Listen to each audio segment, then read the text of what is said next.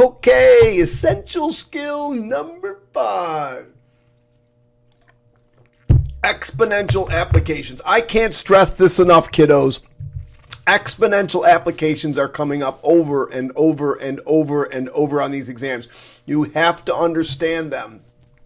Exponential, do we have half-lives?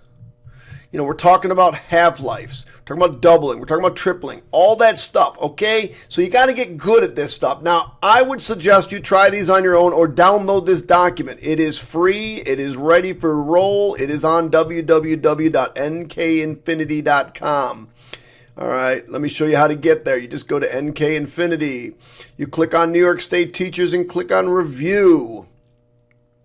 All right, and we've got all kinds of stuff. We got practice tests. I got spiral reviews, 28 different spirals. That's 28 times 7. That's like 160 questions right there, plus all these essential reviews. Right now we're working on essential reviews number 5. If you want the document, there it is. Print it out. It's all yours. Have it. Have at it. Go for it. All right, but all I ask that you do is hit that subscribe button for me, hit the like button, and send this out to your friends. Let them know, hey, if you want some review for Algebra 2, here's a ton of review for Algebra 2, and there's going to be a ton more coming. So let's get rolling. Let's talk. So what do you need to know about growth? Growth is your base. Let's call our base B to some exponent. Normally it's time. B has to be greater than 1. In a decay problem, your base, B, has to be between 0 and 1. So it can't be 1, it can't be less than 0, it's got to be between 0 and 1. Now the special case of these half-lives, in the half-life your base is going to be 1/2 every single time.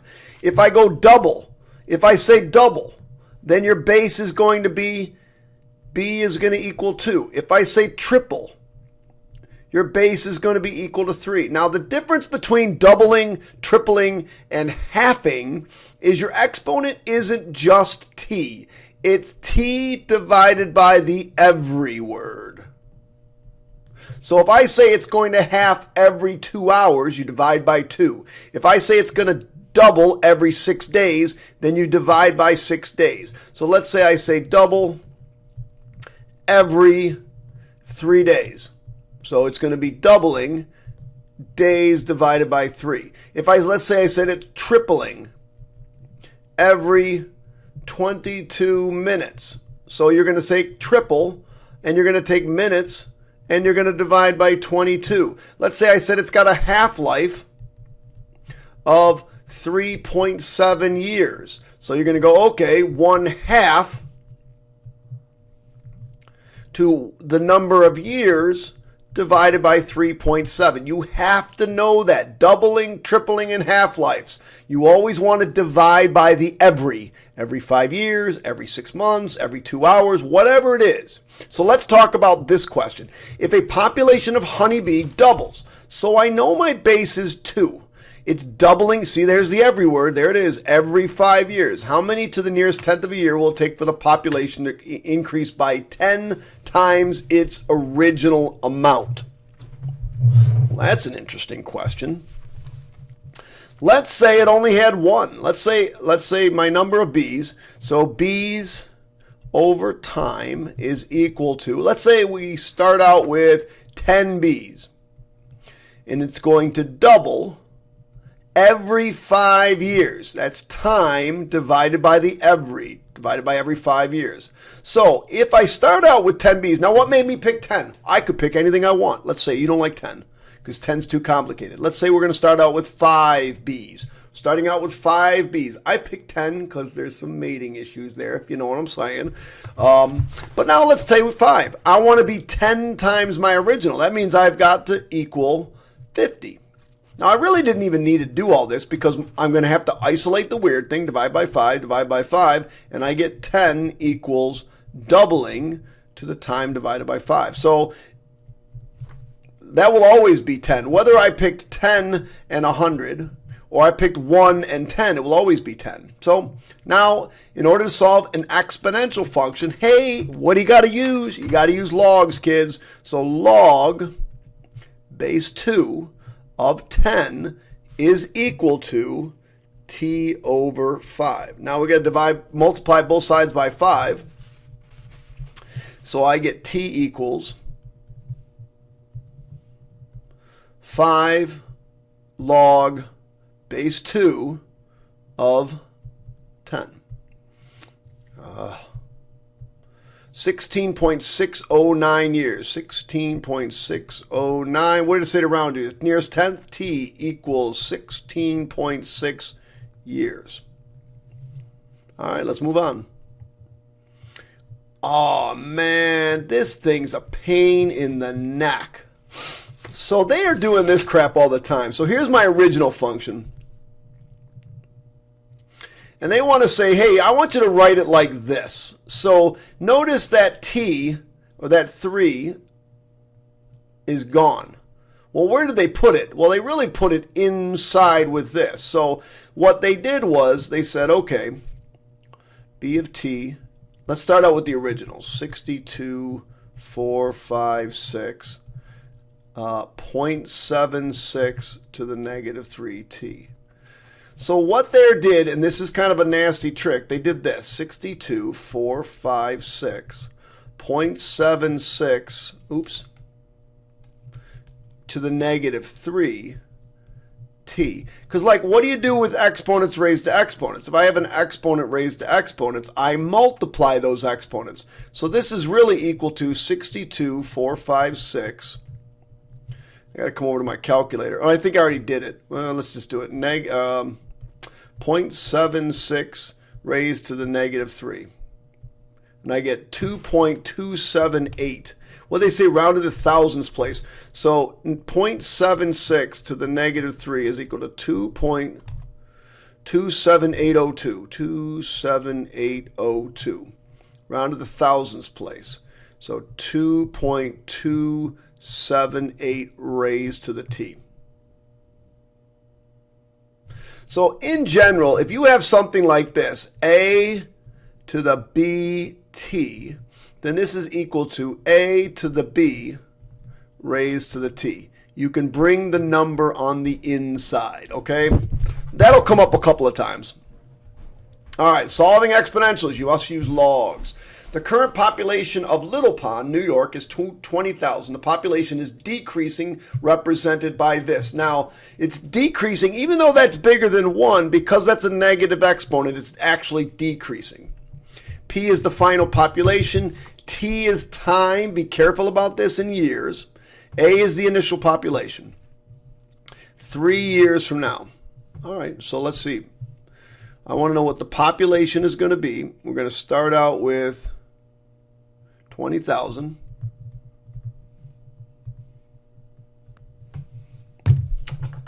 Uh, 1.3 negative 0.234 times 3. So this is straightforward. I don't know why I've got this to use logs. I just got straightforward. Just multiply this all out. 20,000 parentheses 1.3 raised to the negative 2.234 times 3. 16,635. So my population will be 16,635.726. Rounded. Oh, I know why. The second half of this question, I need to use logs. So, what will the population be in 3 years? Round your answer to the nearest. Oh my goodness, here we are trying to mess with you. Round it to the nearest 100 people. So 100 is this place value right there. That's the hundreds place. 16,635. So if I round it to the nearest hundreds, my population will be 16,600. 16,600. All right, second half. We're going to start out with 20,000, but we want the value of the current to be half of what it used to be. Well, if it starts out with 20,000, we're going to end with 10,000. That would be half. negative 234 to the t. So get the weird thing alone, divide by 20,000, you get 1/2 equals 1.3 to the negative 234t.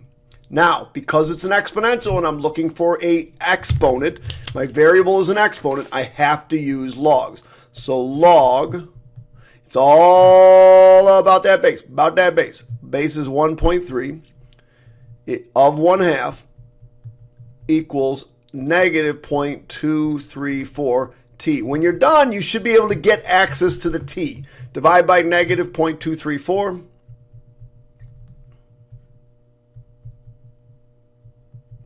And that's what I got to get in my calculator. So I'm going to do control log of 1.3 of 1/2. I'll press enter, and then I'm going to divide by negative 0.234, enter. 11.23. So my time is equal to 11.23 years, rounded to the nearest tenth of a year. T equals 11.2 years. There it is. All right, your turn to work. You should be trying. Oh my gosh, I gave you a ton of room to do these. What the heck was wrong with me? All right, what's up with that? I'm going to do this one off to the side somewhere. You got room. A computer application generates a sequence of musical notes using that function. So, man, it's exponential, huge exponential growth, where n is the number of notes in a sequence, and f of n is the frequency in hertz. Write a function that will generate the same note frequency as f of n with a base of 2. Oh, man. So it's really simple. Instead of using 16 to the n, we're going to use 2 to the 4th. Well, they want us to write it with just a base of 2, so we'll go 6, 2 to the 4n, because when you have an exponent raised to an exponent, you multiply those exponents. That's a tricky question. There's the answer, 2 to the 4n. The growth of a certain organism can be modeled by that function, where C of t is the total number of cells. Write a function that is equivalent to C of t. Round values to the nearest thousandths if necessary. So we're just not going to have it like this. So we'll say, okay, C of t is equal to 10, 1.029 to the 24th to the t. So this is equal to 10 times something to the t. Now, that's going to be a pain in the neck. 1.029 raised to the 24th. 1.98, now said round to the nearest thousandth if necessary. So we will 1.985, 1.986, 1.986 to the t. They're equivalent statements. I don't know why they'd ever want you to do that. It's kind of dumb, but whatever. A colony of bacteria, according to the law of uninhibited growth, it just keeps growing. The number of bacteria double. There's the every word. You see it every 3 hours. That's what we're dividing by. Your every word is what you divide by. Write a function that gives the number of cells in the future if there are 10,000 cells that start. What are we doing? We're doubling. So my base is 2. So write a function that gives. So bacteria over time is equal to, let's start out with 10,000. We're going to double every 3 hours. So time divided by 3. There it is. That's it. That's all she wrote. Every 3. A half-life of radium is 1,690 years. If 10 grams are present now, how many grams will be present to the nearest in 50 years? All right, so what is this? Radium over time is equal to, we're starting with 10 grams. No, I don't need to put 10 grams. 10 grams.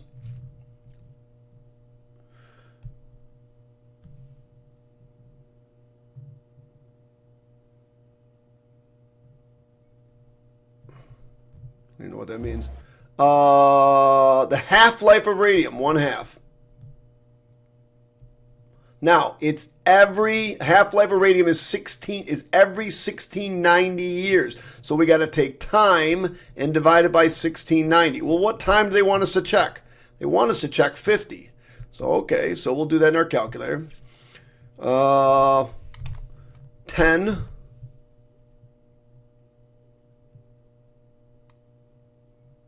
All right, I'll get back to you, kid. Hold on. I don't know what that is. 10. Let's go to my calculator. I got a kid asking a question. 10, parenthesis, 0.5, parenthesis, raised to the control division 50 divided by 1690. Enter.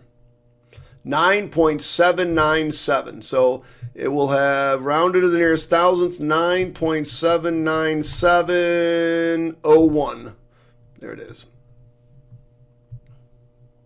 All right, let's get these last couple done. I have no idea what that kid wanted.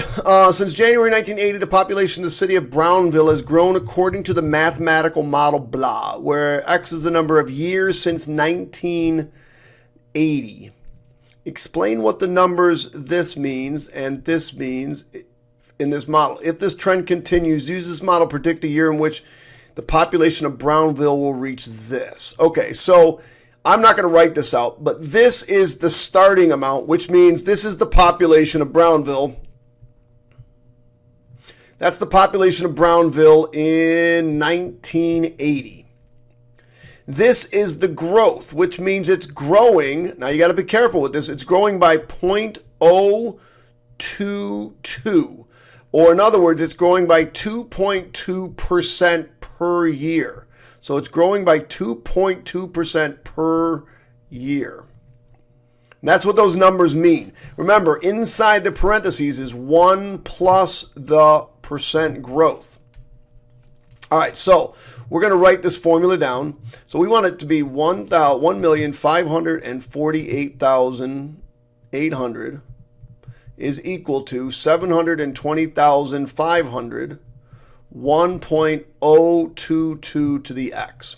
Get the weird thing alone by dividing by 720,500. So I got to go to my calculator. And I'm going to take 1,548,800 and divide it by 720,500. Now this is going to give me a fraction, but that's really what I want. We're going to leave it as 1408 over 655. I don't really want the decimal because that's more of a pain in the neck to work with. 1.022 to the x. Now, because it's an exponential, you need to solve it using logs. So log base 1.022 of 1408 over 655 is equal to x. So control log 1.022 of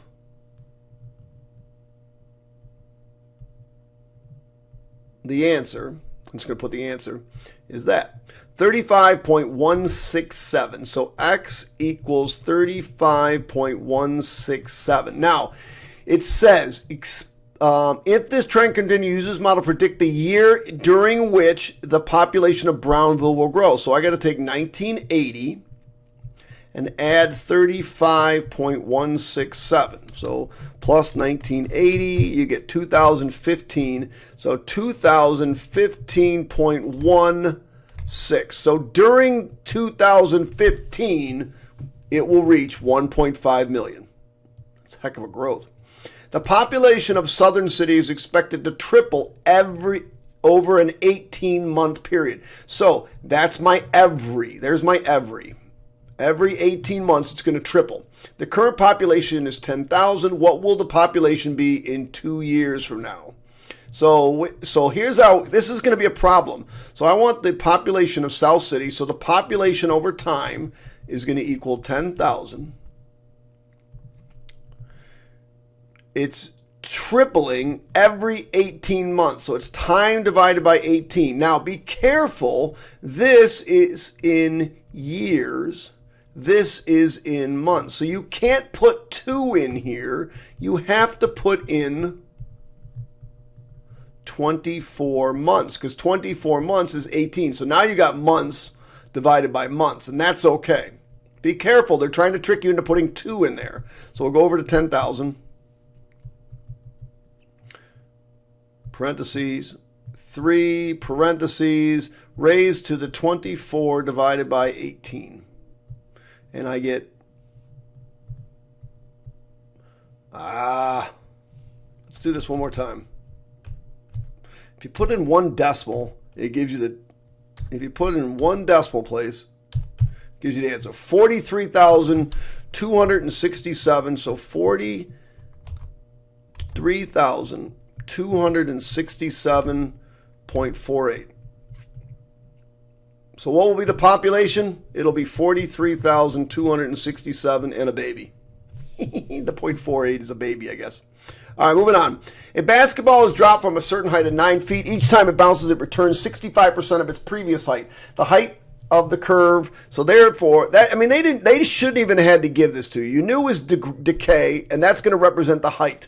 So find the number of bounces it will take for the ball to reach a height of no more than 1.5 feet. So we want 9 times 0.0, oops, not 0.0, 0.65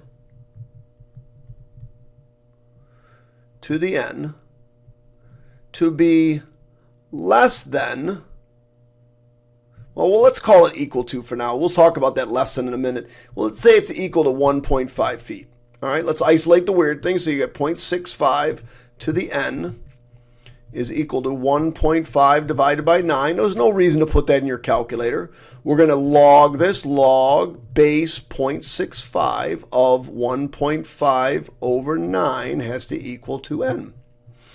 So, not that. Go to our calculator. Log, control log base 0.65 of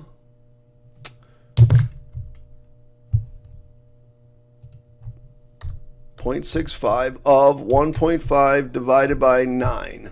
Enter.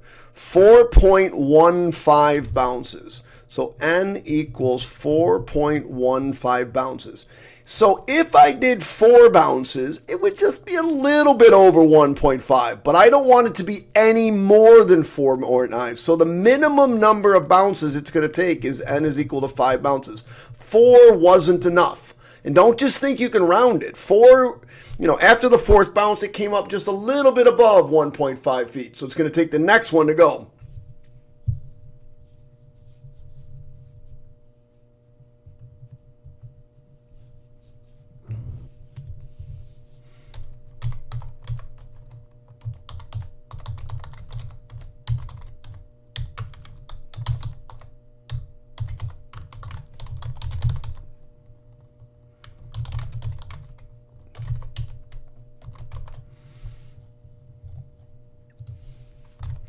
Sorry, had to answer a question, and I forgot to press pause.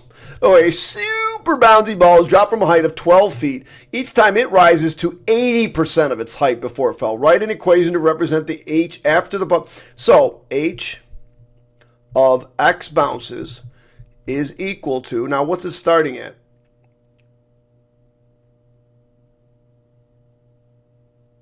Height of 12 feet, so my starting value is 2 feet. It's only going to reach 80%, so 0.80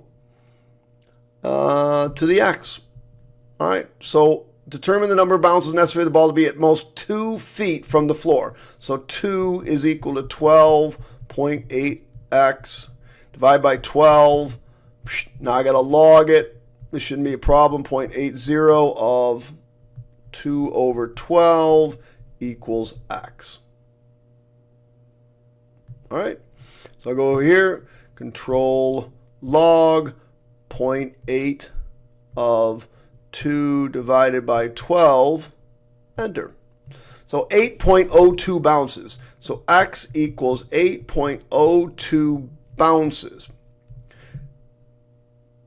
But the most it can be is 2 feet. If I only went 8 bounces, and it bounced back up, it's going to be a teeny tiny overbase. So I need at least 9 bounces. That was tricky. That was tricky. All right, kids.